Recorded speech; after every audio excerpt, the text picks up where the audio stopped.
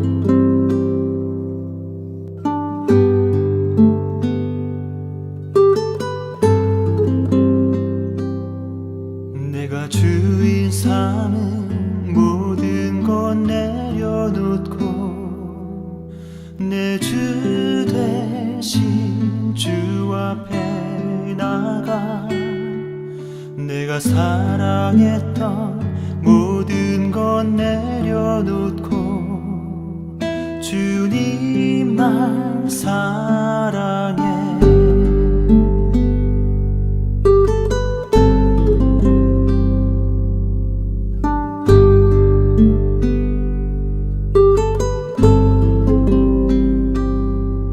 내가 주인 삼은 모든 것 내려놓고 내 주 되신 주 앞에 나가 내가 사랑했던 모든 것 내려놓고 주님만 사랑해. 주 사랑 거친 풍랑에도 깊은 바다처럼 나를 잠잠케 해. 주 사랑 내 영혼의 반석 그 사랑 위에 서리.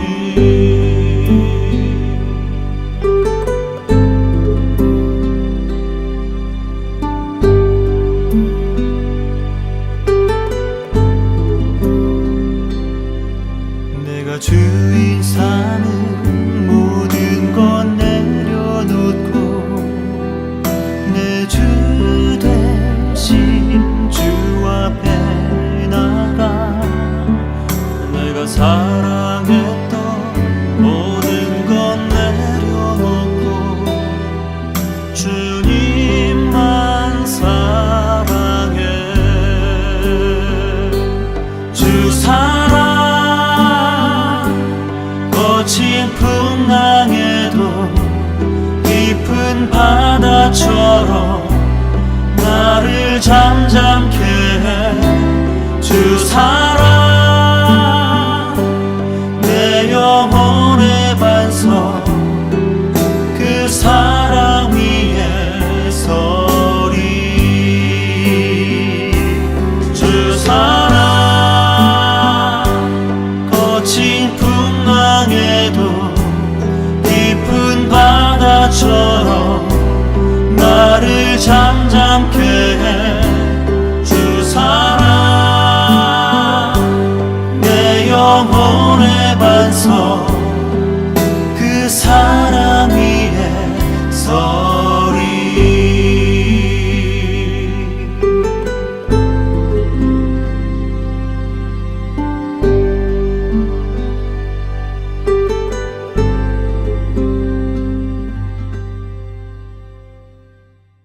너희는 여호와를 찾으라. 그리하면 살리라.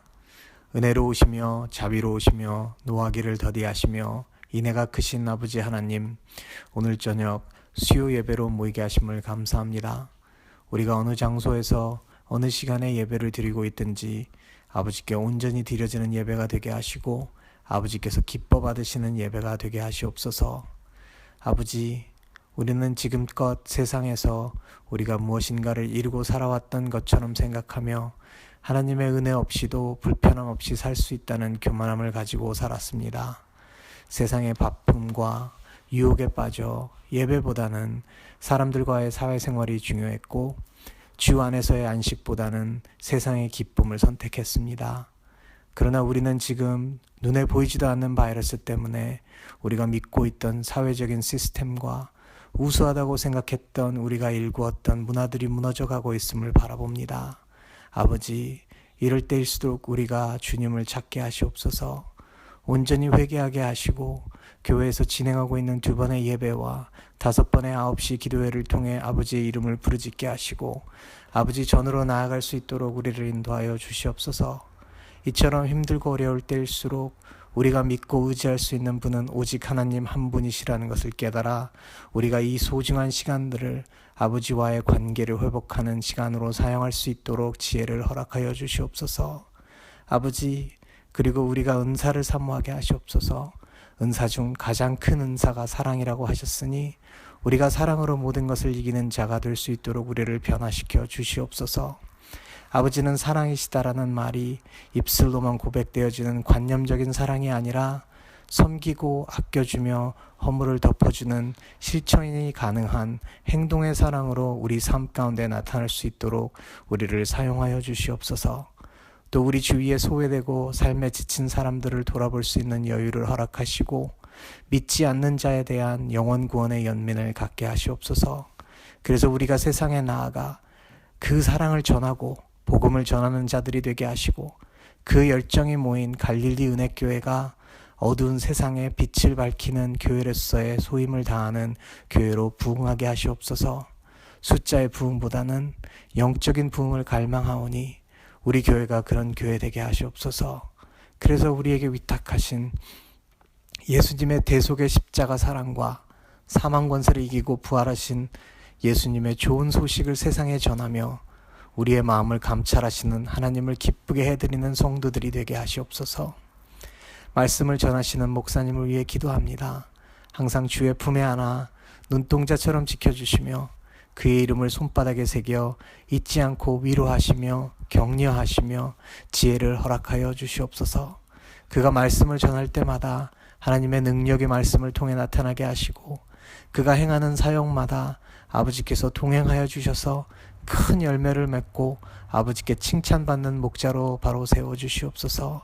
모든 일에 겸손함으로 대처하고 모든 영광을 아버지께 올려드리는 은혜로운 주의 종으로 사용하여 주시옵소서. 예배의 시작입니다. 우리의 온 마음과 정성을 담아 아버지께 예배로 나아갈 수 있기를 간구합니다. 아버지, 우리가 예배드리고 있는 처소마다 함께 하셔서 우리의 예배를 받아 주시옵소서. 능력과 승리의 하나님의 이름을 올려드리며 이 모든 말씀 주 예수 그리스도 이름으로 기도드렸습니다. 아멘.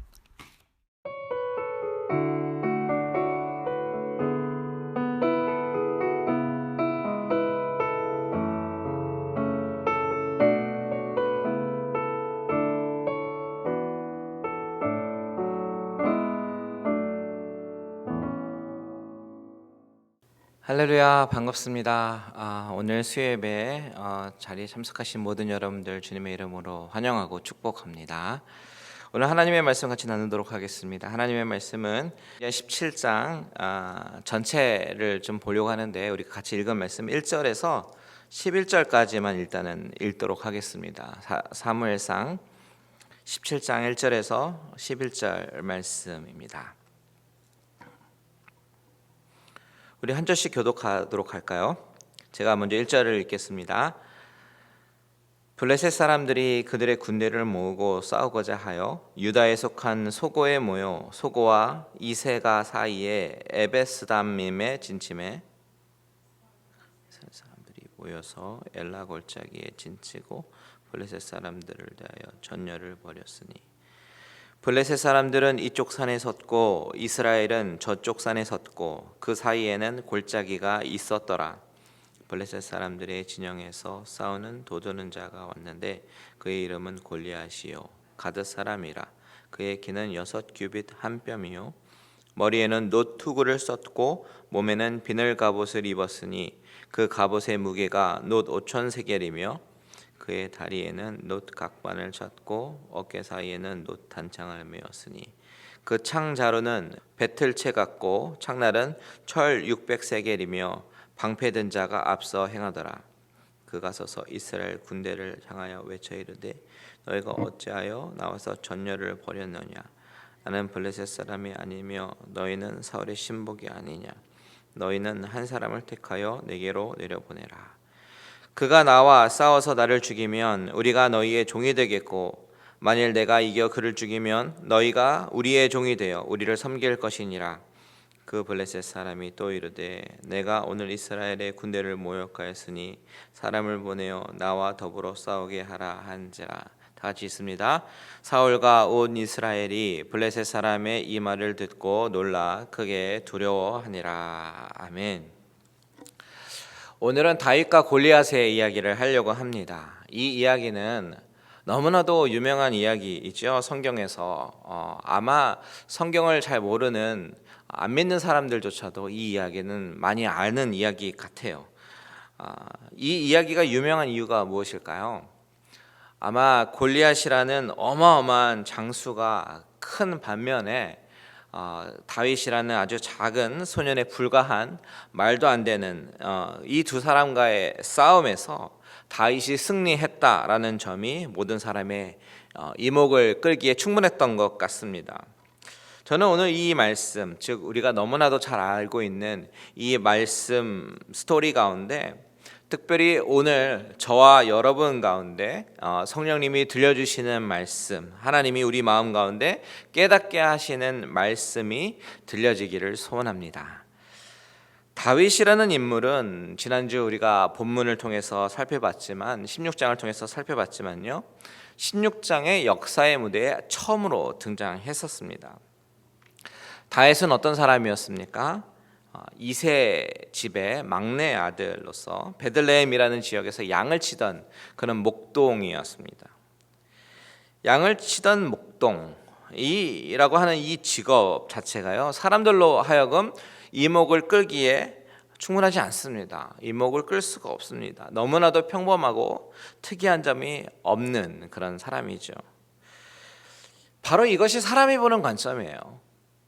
사람은 외모와 스펙에 아주 관심이 많습니다.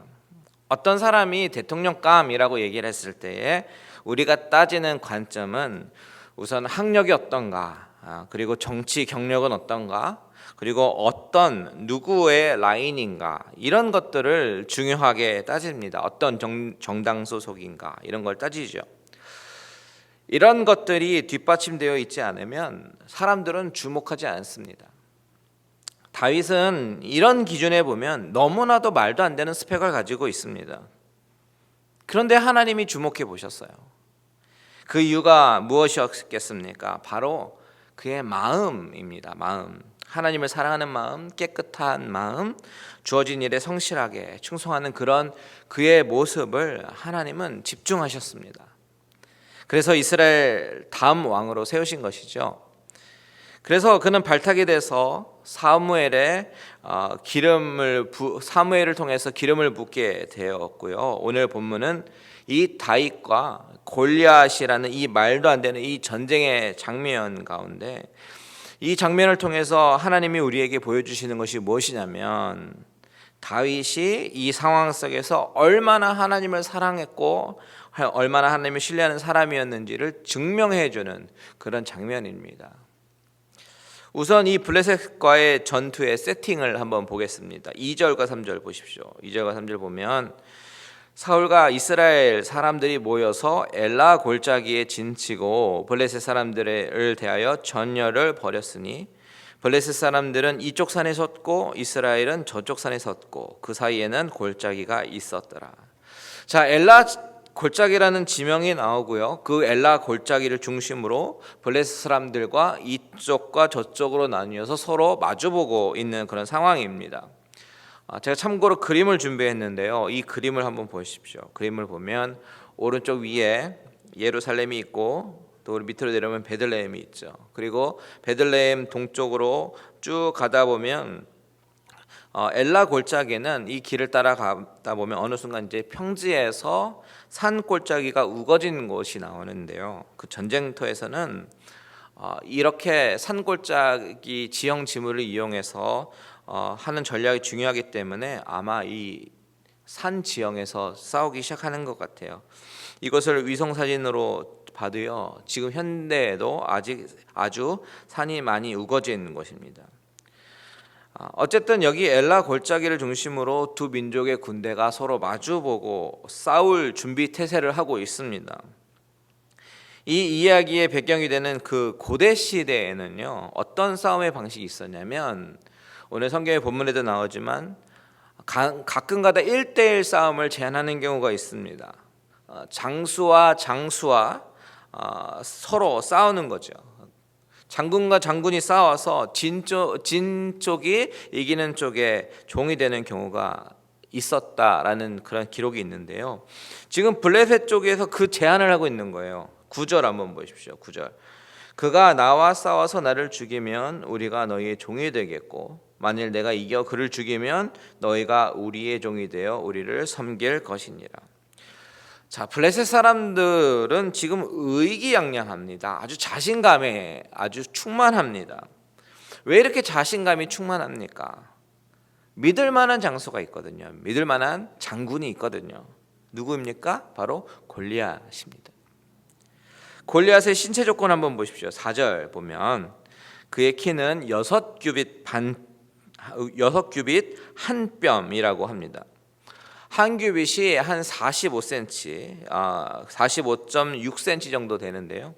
그러니까 대충 계산해 보면 2m 73cm가 나와요. 게다가 한 뼘이 들어가니까 2m 한 85cm 정도로 계산이 되는데요. 여러분 이게 얼마나 큰지 감이 잡힙니까? 제가 한 사진을 준비했습니다. 사진을 보면 이 사진은 한국의 한 농구 선수 하승진이라는 선수예요. 2m 21cm의 장신인데 그를 인터뷰를 하러 온 기자가 하이힐을 신었는데도 불구하고 키가 이만큼이나 차이가 나죠. 그런데 2m 85cm 정도면 얼마나 크겠습니까? 게다가 5절을 계속해서 보면 그가 입은 갑옷의 무게가 얼마라고요? 5,000세겔이라고 합니다. 이것은 약 57kg 정도 한다고 해요. 제가 통계를 찾아보니까요. 2015년 통계입니다. 2015년에 한국 여성의 평균 몸무게가 57kg이라고 합니다. 그러니까 골리앗이 착용하고 있던 갑옷 하나만 해도 한국 여성 한 명의 몸무게 정도이죠. 그러니까 그 몸집이 가히 어느 정도인지 대충 상상이 됩니다. 키만 큰 것이 아니라 몸짓도 아주 대단했던 것 같아요. 그야말로 거인입니다. 우리는 보통 머리 하나 정도만 키가 커도요 상대방과 이렇게 싸우려고 하면 압도를 당합니다. 키가 크고 덩치가 큰 만큼 그 큰 손으로 한 대 얻어맞으면 그냥 그 파워가 어마무시할 것 같거든요. 그런 이유에서 지금 이스라엘 백성들이 떨고 있습니다. 그런데 블레셋 사람들은 어떻습니까? 그 거인 앞에 아무 장수를 내지 못하고 무서워하는 이스라엘 백성들을 바라보면서 더욱더 의기양양하면서 그 사람들을 조롱하면서 놀리고 있습니다. 저는 이 부분을 좀 묵상해봤는데요. 이 부분을 묵상하면서 한번 입장을 바꿔서 생각해봤어요. 우리는 주로 이스라엘 백성들 입장에서 주로 많이 생각해 보는데 이번에 성경을 묵상할 때는 블레셋 입장에서 한번 생각해 봤습니다. 블레셋 입장에서 한번 생각해 보면요, 내가 블레셋 사람이었더라면 어떤 기분이었을까? 내가 블레셋의 왕인데 나에게는 골리앗이라는 어마무시한 카드가 있어요. 장수가 있습니다. 이 골리앗만 데리고 나가면 어떤 전투에서도 다 이길 것 같은 그 기분을 생각해 봤습니다. 얼마나 든든할까요? 골리앗만 있으면 다 이길 것 같아요. 어떤 싸움을 해도 다 이길 것 같은 그런 든든함, 그런 마음이었을 것 같습니다. 골리앗은 블레셋 사람들이 아주 전적으로 의지하던 대상이었고 절대적인 방패막과 보호막 역할을 하고 있었습니다. 그런데 이 본문의 말씀으로 깨닫게 되는 것은 이 세상 안에서 우리가 추구하는 어떤 의지의 대상, 방패막, 보호막은 절대적인 것이 있을 수 없다라는 것을 깨닫게 됩니다. 결국 골리앗도 넘어지잖아요. 여러분, 이 세계에서 가장 강대국인 미국에 우리가 살고 있는데 그렇다고 우리가 안전합니까? 돈이 많이 있으면 은퇴 후에 안전할까요? 우리가 지금 바이러스와 싸우고 있는데 우리가 완벽하게 가리고 마스크하고 몸을 둘러싼다고 해서 바이러스가 안 걸려서 안 죽습니까? 다른 방법으로 얼마나 죽을 수 있습니다. 여러분, 우리 인생이 얼마나 허망한지 몰라요. 우리가 할 수 있는 방법으로는 우리를 완벽하게 보호할 수가 없습니다. 여러분들이 지금 여러분을 보호하기 위해서 믿고 의지하는 것이 무엇이 있습니까? 블레셋 입장에서 봤을 때 골리앗 같은 그런 대상이 무엇이 있습니까? 이거면 된다, 이거 하나면 문제 없다라고 여기는 것이 있습니까? 설사 어떤 것을 찾았다라고 하더라도 그것 또한 절대적인 것은 아닐 거예요. 이 세상에서는 절대적인 보호막이라는 것이 존재하지 않습니다. 오늘 본문은 어쩌면 우리에게 그 부분을 생각해 주게 하는 본문일지도 모릅니다. 내가 의지하는 것, 내가 든든히 믿고 따르는 것이 하나님의 방법과 하나님께서 주신 것이 아니라면, 하나님의 방법이 아니라면 그것은 절대로 완벽하지 않다라는 것입니다. 완벽할 수가 없습니다. 블레셋 사람 중에서 어느 누가 골리앗이 넘어지리라고 생각했겠어요. 그런데 넘어지잖아요. 그것도 아주 작은 꼬마에게 넘어지잖아요. 하나님이 이 스토리를 통해서 우리에게 보여주는 것이 무엇입니까? 그것은 계속해서 초지일관으로 하나님께서 계속해서 말씀하셨던 메시지가 있었어요. 그것이 뭐냐면 바로 가나안의 점령과 전쟁, 이것은 힘의 논리로 접근하는 싸움이 아니라는 것입니다. 무기와의 싸움도 아니고 장수와의 싸움도 아닙니다. 하나님을 믿고 따르고 순종하는 것과의 싸움이에요. 결국 나와의 싸움일 수 있습니다. 사무엘의 저자는 이것을 우리에게 알려주기 위해서 골리앗이라는 거인을 등장시켜서 우리에게 깊이 생각해 볼 수 있는 여지를 주십니다. 이 같은 메시지, 전쟁은 힘의 논리가 아니라는 이 메시지를 또 다른 방법으로 보여주시는데요. 우리 4절 한번 보십시오. 4절 보면 블레셋 사람들의 진영에서 싸움을 도두는 자가 왔는데 그의 이름은 골리앗이요 가드 사람이라. 우리가 성경을 읽으면서 무심코 지나칠 수 있는 부분들이 좀 있는데, 여러분 가드 사람 골리앗이라는 부분을 보면요, 이것 또한 하나님이 주시는 같은 메시지가 있습니다. 이 가드라는 지역은 성경 역사에서 기억해야 하는 그런 지명입니다. 가드는 블레셋에서 아주 중요한 세 지방 중에 하나예요. 여호수아 11장으로 가보면 여호수아가 가나안 땅에 정복 전쟁을 할 때에 맨 마지막으로 북쪽 지역을 정복하고 모든 전쟁이 끝이 나는 장면이 바로 여호수아 11장의 내용입니다. 그리고 나서 13장부터는 그 땅을 12지파에게 분배하는 장면이 나오는데요. 그러니까 말하자면 11장의 모든 전쟁이 다 끝이 났다라는 거예요. 여호수아가 가나안 정복 전쟁을 할 때는, 시작할 때는 그 지역이 빈 땅이 아니었습니다. 그곳에 있는 원주민들과 전쟁을 치르면서 그 땅을 하나씩 쟁취해야 했었던 그런 땅이었습니다. 원래 거기에 있었던 원주민들은 어떤 사람들이었냐면 바알 신을 비롯해서 자식들을 갖다 바치는 몰렉 신이라든지 정말 여러 가지 우상들을 섬겼던 그런 지역이었습니다. 그래서 하나님은 그 땅을 진멸하도록 명령하시면서 남김없이 모조리 죽이라고 하는 그런 진멸법을 선포하신 것입니다. 그런데 이 블레셋이라는 나라는 지금 우리가 팔레스틴이라고 불리는 그 팔레스틴이 블레셋이거든요. 그 지역인데 이스라엘의 동쪽 지역 지중해 해변을 중심으로 살던 민족입니다. 그 블레셋 지방의 요충지가 가드와 가사와 아스돗이에요.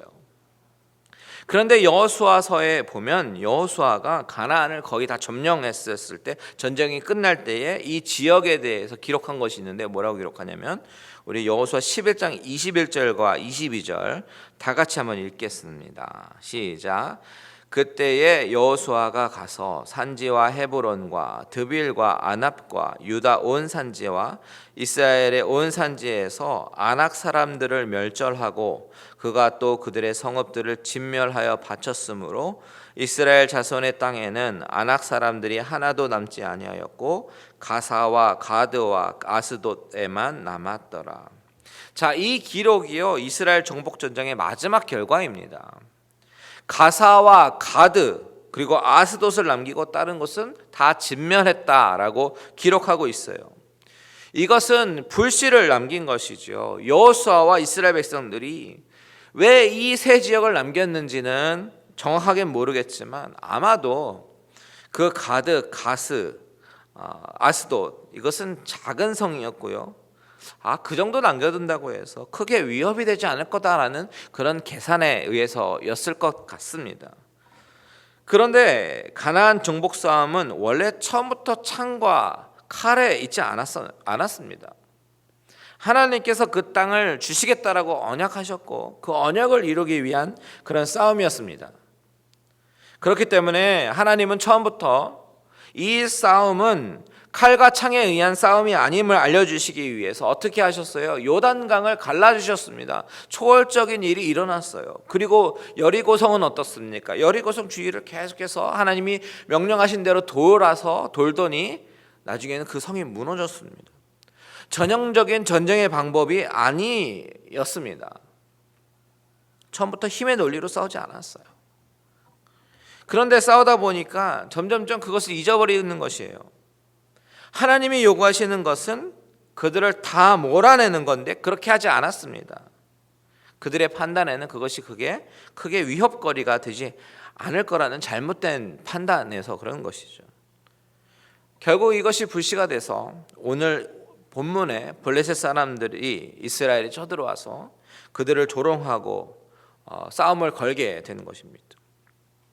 이 골리앗이 가드 출신이다라는 이 기록이 어떻게 보면 그냥 쉽게 지나칠 수 있었던 한 단어이지만 이 기록에서 하나님이 우리에게 말씀하시고자 하는 것은 힘의 논리로 판단하고 계산하지 말라라는 겁니다.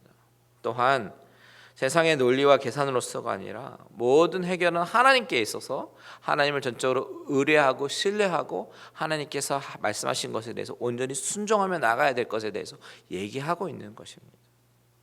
그렇다면 우리가 오늘 이 본문 말씀을 통해서 모든 해결이 하나님에게 있다면 우리가 그러면 취해야 할 행동은 어떤 것일까를 생각해 봐야 되는 건데요. 바로 다윗의 모습을 통해서 우리에게 보여주고 있습니다. 다윗은 지금 아버지의 심부름으로 전쟁터에 오게 되었습니다. 그동안 집에서 막내로서 허드렛 일을 한다든지 심부름을 하던 그런 막내였습니다. 목동입니다. 양을 치던. 그런데 전쟁터에 오게 됩니다. 그저 아버지의 심부름에 순종하러 온 것일 뿐인데 아무것도 모르는 2세 집안 막내를 하나님은 계획하셔서 그를 사용하시기 위해서 전쟁터로 오게 하신 것입니다. 이 장면에서 나오는 다윗의 모습 가운데 우리가 생각해 보고 싶은 그런 것이 있는데요. 그것은 바로 전쟁을 해석하는 사울과 다윗의 이 시각의 차이입니다. 해석의 차이, 견해 차이입니다. 26절 한번 보겠습니다. 26절 다윗이 곁에 서 있는 사람들에게 말하여 이르되 이 블레셋 사람을 죽여 이스라엘의 치욕을 제거하는 사람에게는 어떠한 대우를 하겠느냐? 이 할례 받지 않은 블레셋 사람이 누구이길래 살아계신 하나님의 군대를 모욕하겠느냐? 자, 이 구절을 가만히 보면요, 다윗의 시각은 어떤 상대방의 크기와 무기에 있지 않습니다. 다윗이 주목해 본 것은 할례 받지 않은 블레셋이라고 말을 합니다. 와, 저 사람이 키가 크고 저 사람이 갖고 있는 칼이 어마무시하다. 그것이 아니라 다윗이 주목한 것은 할례 받지 않는 블레셋이에요. 상대방은 골리앗이 아닙니다. 키가 3m 가까이 되는 거구가 아닙니다. 그가 입고 있었던 57kg의 갑옷이 아닙니다. 다윗의 시각은 저 할례 받지 않은 사람이 살아계신 하나님의 군대를 모욕하고 있다라는 것에 주목하고 있다라는 거예요. 26절 끝부분을 잘 보십시오. 하나님의 군대라고 표현하지 않습니까? 살아계시는 하나님의 군대라고 말을 한다는 것은 다윗에게 있어서 이 전쟁은 칼과 방패 그런 것으로 하는 전쟁이 아니다라는 것을 그대로 보여주는 것입니다. 이 하나님의 군대라고 하는 것은 장수가 누구라는 얘기예요? 하나님이라는 것이잖아요. 하나님이 그 군대의 장수라는 것을 전제하면서 다윗은 그것을 지금 신앙 고백하고 있는 것입니다. 반면에 사울은 어떤 시각을 갖고 있나 한번 볼까요? 33절 한번 보십시오. 33절 같이 있습니다. 시작. 사울이 다윗에게 이르되 내가 가서 저 블레셋 사람과 싸울 수 없으리니 너는 소년이요 그는 어려서부터 용사임이니라. 자, 사울이 다윗을 타이릅니다. 저 블레셋 사람과 싸울 수 없다라는 거예요. 왜요? 너는 소년이고 저 사람은 어려서부터 용사라는 것이죠. 신체적인 조건도 신체적인 조건이지만 저 사람은 어려서부터 용사, 계속해서 훈련되어 왔던 사람이다라는 겁니다. 이 전쟁 분야의 전문가라는 거예요. 너는 그저 동네에서 자라난 그냥 양을 치던 목동에 불과하지만 저 사람은 장수라는 거예요. 너는 이 싸움을 할 수 없다라는 겁니다. 이것이 사울의 시각입니다. 사울이 이렇게 판단하는 것 너무 이해가 가지 않습니까? 바로 우리도 이런 상황이 되면 이렇게 판단할 것 같아요.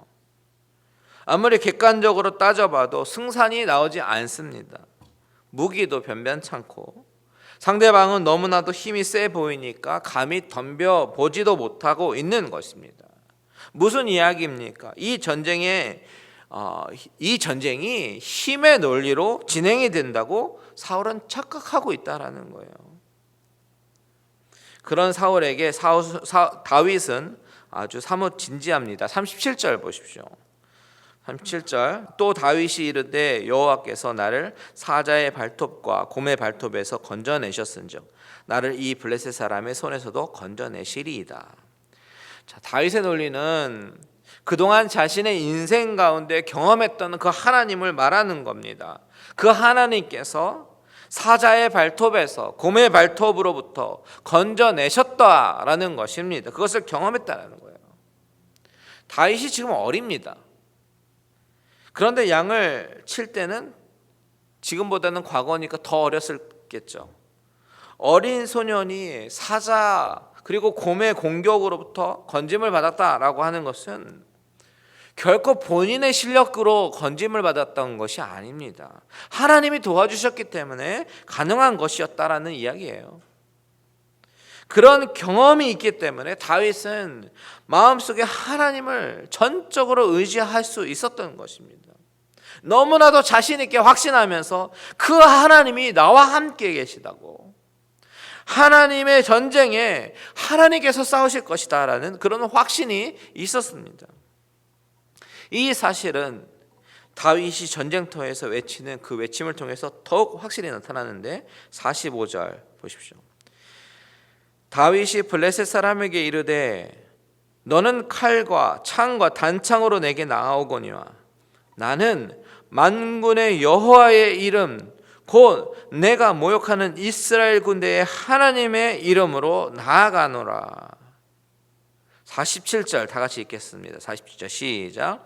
또 여호와의 구원하심이 칼과 창에 있지 아니함을 이 무리에게 알게 하리라. 전쟁은 여호와께 속한 것인즉 그가 너희를 우리 손에 넘기시리라. 아멘. 아멘이십니까? 다윗은 아주 철저하게 자신이 경험했던 하나님을 신뢰하고 믿고 나아갑니다. 반면에 사울은 어떻게 해서든지 그 작은 소년에게 갑옷을 입히려고 하고 칼을 손에 쥐어주려고 합니다. 끝까지 도구와 무기를 의지하고 전쟁의 기술을 믿고 따르는 모습입니다. 바로 이 두 사람의 대조적인 이 부분을 통해서 하나님이 왜 다윗을 다음 왕으로 선택하셨는지에 대해서 말해주고 있는 것입니다. 여러분, 다윗이 의지한 것이 어떤 도구라든지 창, 칼, 갑옷 이것이 아닙니다. 하나님입니다. 하나님을 전적으로 의지했습니다. 그렇게 의지하는 마음은 그만큼 하나님을 사랑했기 때문이고 하나님을 신뢰했기 때문에 가능한 것입니다. 그런데 오늘 이 장면에서 우리가 한 가지 더 생각해 봐야 되는 포인트가 있어요.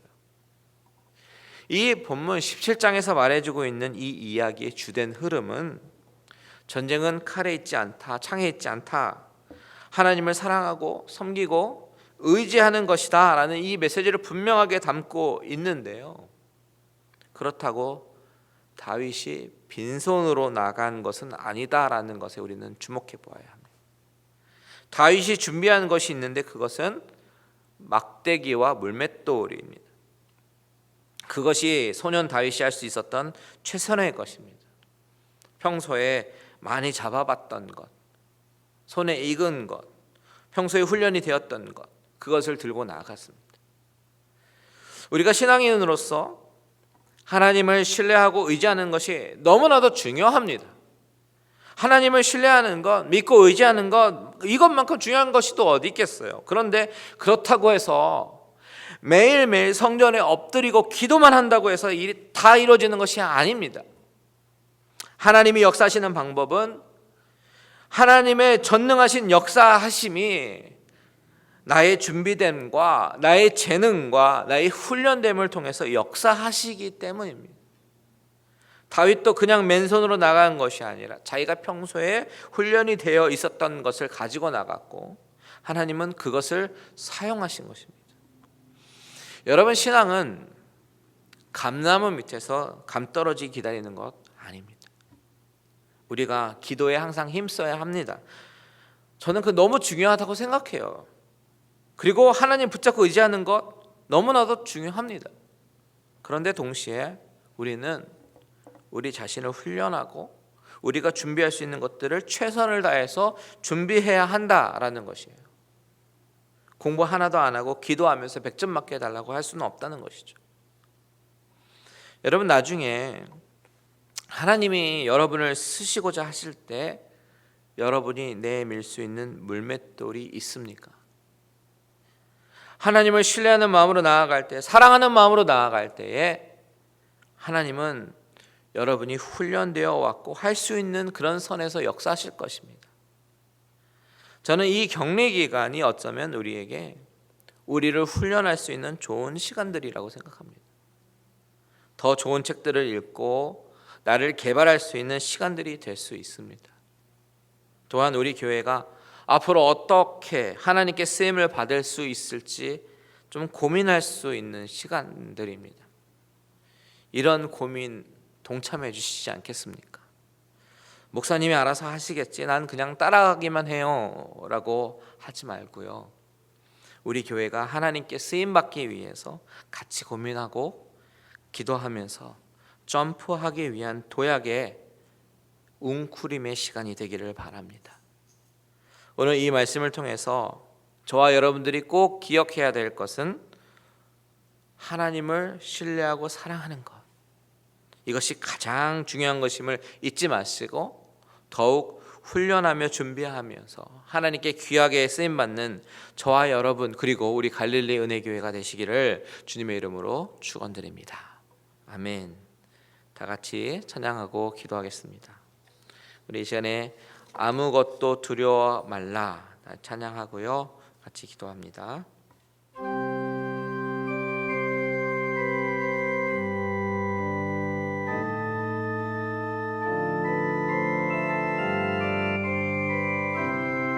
아무것도 두려워 말라. 아무것도 두려워 말라. 주 너의 하나님이 지켜주시네. 놀라지 마라, 겁내지 마라. 주님 나를 지켜주시네. 다시 한번 찬양합니다. 아무것도 두려워 말라. 주 나의 하나님이 지켜주시네. 놀라지 마라, 겁내지 마라. 주님 나를 지켜주시네. 내 맘에 힘에 겨워 지칠지라도 주님 나를 지켜주시네. 세상의 험한 풍파 몰아칠 때도 주님 나를 지켜주시네.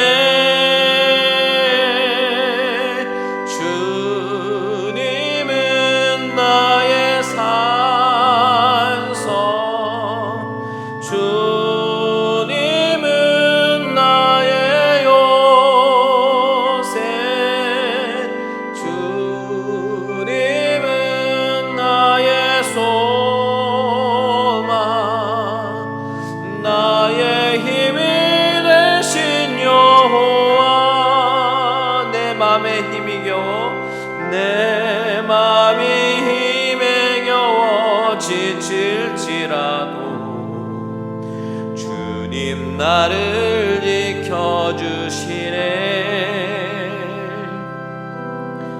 세상의 험한 풍파 몰아칠 때도 주님 나를 지켜주시네. 주님은 나의 산성, 주님은 나의 요새, 주님은 나의 소망, 나의 힘이 되신 여호와. 주님은 나의 산성, 주님은 나의 산성, 주님은